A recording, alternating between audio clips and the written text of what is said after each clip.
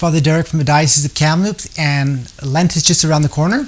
So I'd like to just give some tips on preparing for Lent.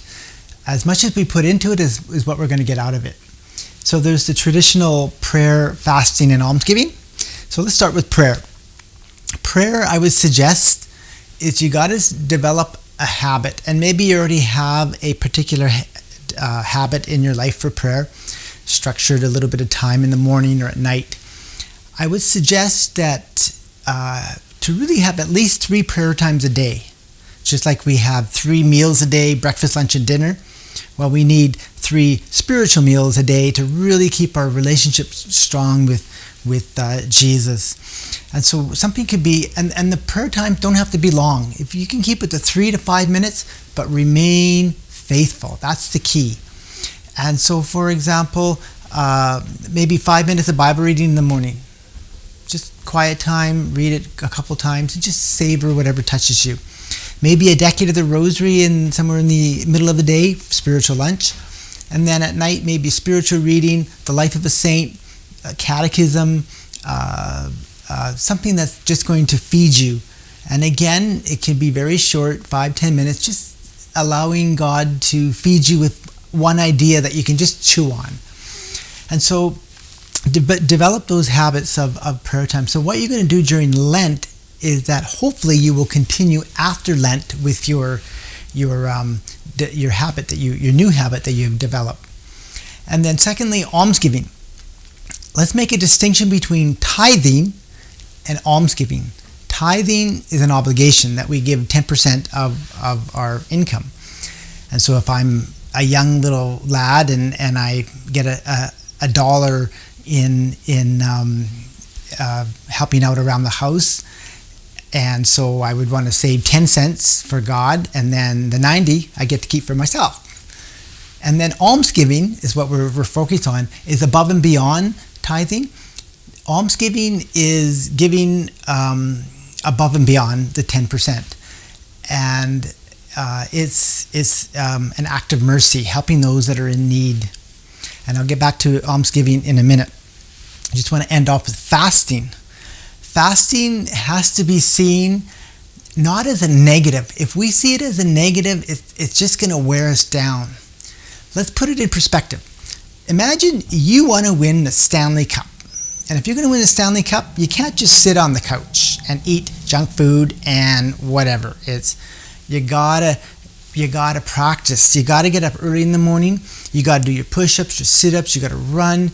And if you're playing hockey, you gotta practice shooting, and you gotta shoot over and over, and you're gonna practice skating, forward and backwards, and checking, and it's done over and over and over, and so that it you discipline yourself so that when you play the game, you're ready and you're sharp. Same idea with fasting. It's a discipline. It's like if every day I do my push-ups, then it strengthens me. And that's the point of fasting, is to strengthen you. And so there's many ways that we can discipline ourselves with food. That's the one that we always think of, food.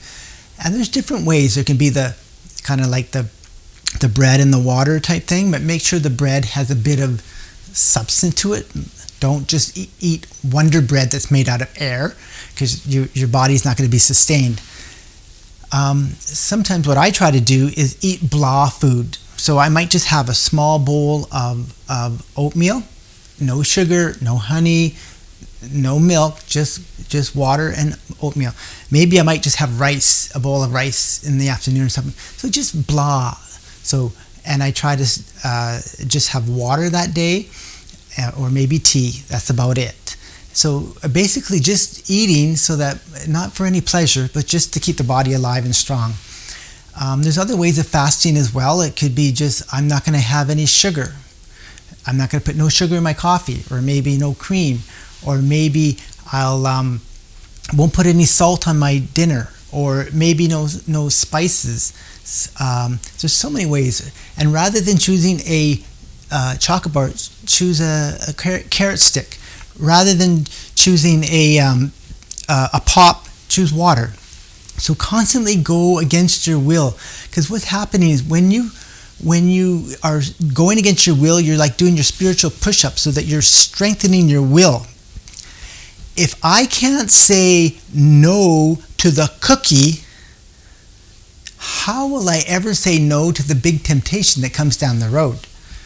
And so when I say no to the cookie, no, it's like doing my spiritual push-ups, and then when the big temptation comes, I'm ready because I've already practiced my spiritual push-ups. I can say no.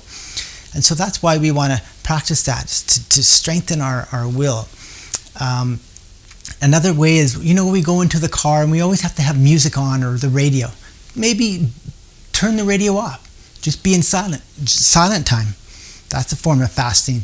You go on the computer rather than, I'm just going to surf around, look for something, I'm bored.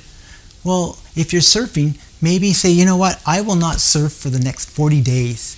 And so that way, do what you have to do on the computer. Like if you have business to do, know exactly what you want to do it, and then get off. Don't do any surfing.